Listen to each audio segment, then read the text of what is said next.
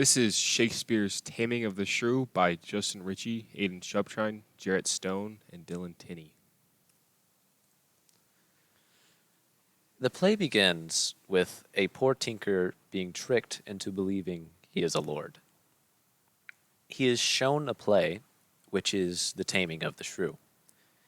The sort of play within the play starts with a rich young man by the name of Lucentio traveling to an Italian city called Padua with his servants, Tranio and Blondello, where he sees a beautiful woman named Bianca. He falls for her immediately, but there are some complications. Bianca already has suitors, Gremio and Hortensio, and she cannot marry until her ill-tempered older sister Catherine is married. This is not a problem for long, as Petruchio, one of the suitor's friends, soon comes to town, declaring that he will marry a rich woman with no care as to her temperament, as long as she makes him rich. He coerces Catherine into marrying him and takes her to his country house to tame her by not allowing her to eat or sleep for several days. Back in Padua, Lucentio wins Bianca's heart and makes plans to marry her. However, this proves to be too much of a hassle, and they elope together instead. Hortensio, upon hearing of Bianca and Lucentio, resolves himself to marry an old widow. When Catherine and Petruchio return to visit her father Baptista Minola, Petruchio makes Catherine call the sun the moon and an old man a fair young maiden, signaling that he has finally broken her spirit.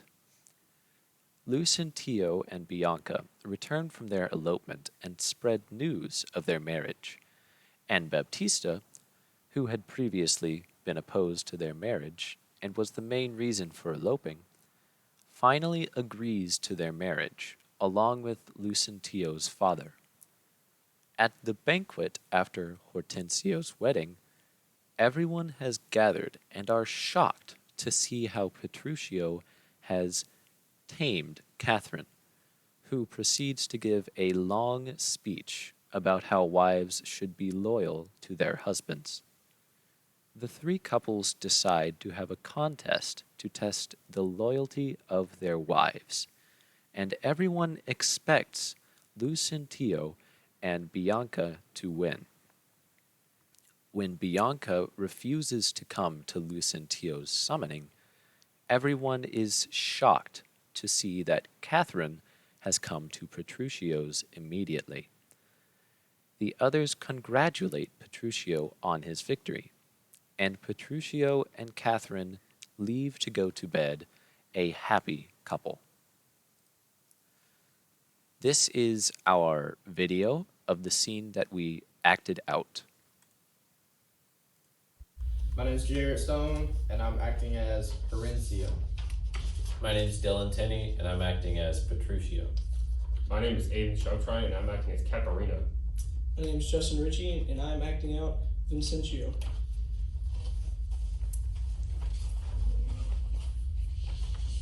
Come on, in God's name, once more toward our fathers. Good Lord, how bright and goodly shines the moon. The moon, the sun, it is not moonlight now. I say, it is the moon that shines so bright. I know it is the sun that shines so bright. Now, by my mother's son, and that's myself, it shall be moon, or star, or what I list, or ere I journey to your father's house. Go on, and fetch our horses back again. Evermore crossed and crossed, nothing but crossed. Say as he says, or we shall never go. Forward, I pray, since we have come so far, and be it moon or sun, or what you please. And if you please to call it a rush candle, henceforth I vow it shall be so for me. I say it is the moon. I know it is the moon. Nay, then you lie. It is the blessed sun. Then God be blessed, It is the blessed son, but son, it is not. When you say it is not, the moon changes even as your mind. What you will be named, even that it is. And so it shall be so for Catherine. Petruchio, go thy ways, thy field is won. Well, forward, forward, thus the bowl should run, and not unluckily against the bias. But soft, company is coming here. Good morrow, gentle mistress, where away? Tell me, sweet Kate, and tell me truly too, hast thou beheld a fresher gentlewoman? Such war of white and red within her cheeks. What stars do spangle heaven with such beauty, as those two eyes become that heavenly face? Fair, lovely maiden, once more good day to thee. Sweet Kate, embrace her for beauty's sake. It will make the man mad to make a woman of him. Young budding virgin, fair and fresh and sweet. Whither away where is thy abode? Happy the parents of so fair a child. Happier the man whom favorable stars allats thee for his lovely bedfellow. Why, how now, Kate? I hope thou art not mad. This is a man, old, wrinkled, faded, withered, and not a maiden, as thou sayest he is. Pardon, old father, my mistaking eyes, that have been so bedazzled with the sun, that everything I look on seemeth green. Now I perceive thou art a reverend father. Pardon, I pray thee, for my mad mistaking. Do, good old grandsire, and withal make known which way thou travellest, if along with us we shall be joyful of thy company. Fair sir, you and my merry mistress, that you with your strange encounter much amazed me. My name is called Vincentio, my dwelling Pisa, and bound I am to Padua, there to visit a son of mine, which long I have not seen. What is his name? Lucentio, gentle sir. Happily met, the happier for thy son. And now, by law, as well as reverend age, I may entitle thee my loving father. The sister to my wife, this gentlewoman, thy son by this hath married. Wonder not, nor be not grieved, she is of good esteem, her dowry wealthy, and of worthy birth. Beside, so qualified as may beseem the spouse of any noble gentleman, let me embrace with old Vincentio, and wander we to see thy honest son, who will of thy arrival be full joyous. But is this true, or is it else your pleasure, like pleasant travelers, to break a jest upon the company you overtake? I do assure thee, father, so it is. Come, go along and see the truth hereof, for our first merriment hath made thee jealous. Well, Petruchio, this has put me in heart. Have to my widow, and if she be froward, then hast thou taught Horatio to be untoward. Hello, my name is Jerret Stone, and I'm doing the famous quotes part 1. The first quote is, "No profit grows where is no pleasure ta'en. In brief, sir, study what you most affect."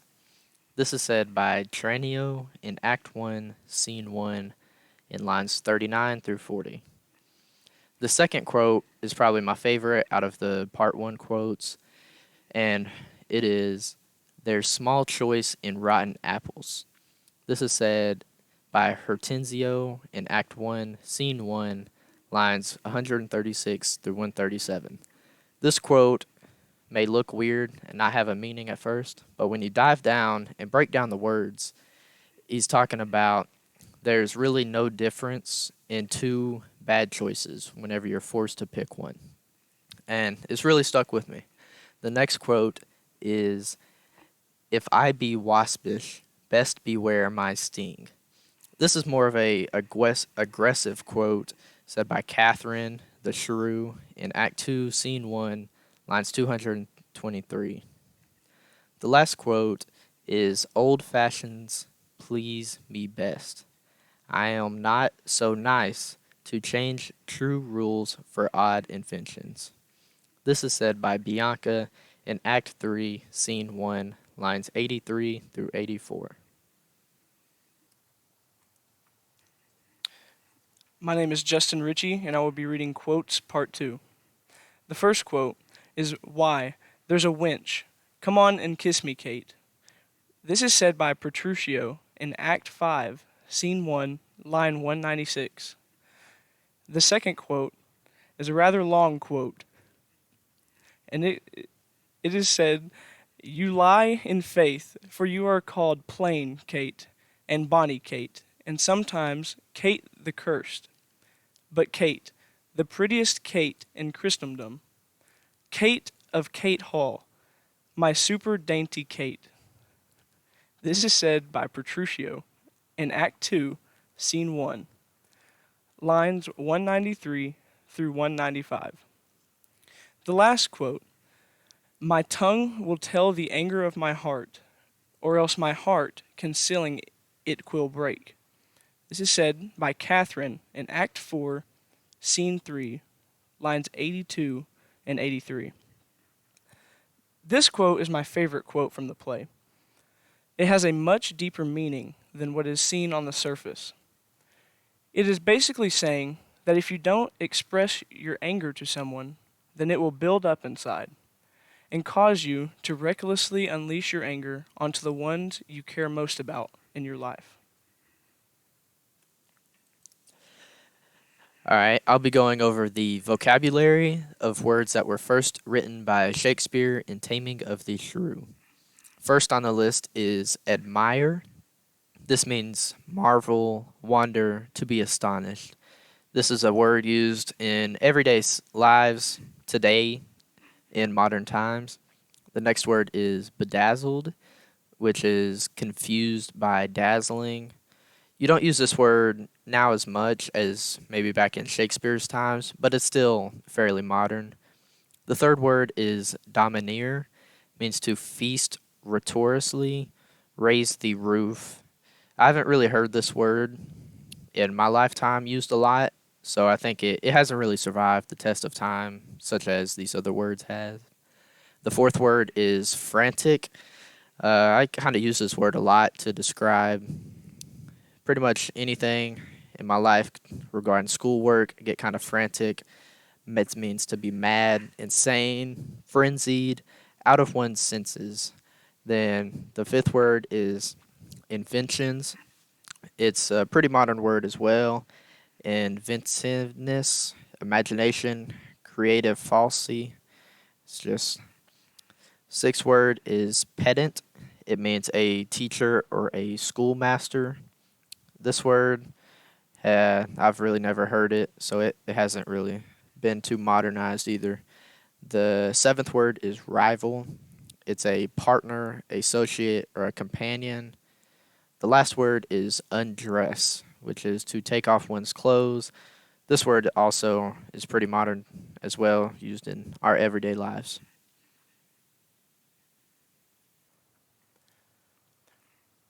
This is the originality slide. While there are not many original traits in the play, Taming of the Shrew, that separate it from some of Shakespeare's other works, as a whole, Shakespeare's writings were mostly unique from other works of the time. The two major originalities in this play are the following. The Taming of the Shrew is the only play in which Shakespeare features inductions. For the Taming of the Shrew's induction, Shakespeare shows a tale of a beggar who finds himself mysteriously in power in a rich man's world. The second is the Taming of the Shrew does not end its view of love and marriage with the wedding like Shakespeare's other plays. Instead, it offers a glimpse into the future lives of married couples, one that serves to round out its exploration in the social dimension of love. This is Shakespeare's inspirations for Taming of the Shrew by Aiden, Shuptrine. Shakespeare took a lot of inspirations from other works and other things that were going on in his time. For example, many folk tales and ballads were becoming popular in England about shrewish wives being tamed by their aggressive husbands. Another one is in 1964, a man, I know this has no recollection to his time, but a man by the name of Richard Hosley suggested the main source for Taming of the Shrew may have been a ballad called A Merry Geste of a Shrewd and Cursed Wife, lapped in a morel's skin for her good behavior. Another is Tales of beggars being mysteriously transformed were featured in a London jest book, sort of the same as the last one, in 1570, and were commonly featured in 16th century English ballads, of which Shakespeare was likely familiar. The last is Bianca's subplot comes from George Gascoigne's supposes 1566, 1573, a translation of Ariosto's One Supposity, 1509. This is our sources that we used. Not going to read all those. You can look at them if you want to. I'm not going to read them all. This is our sources that we use for pictures or picture links. And yeah, that's the end of our presentation for Taming of the Shrew. That wraps that up. Thank you for watching.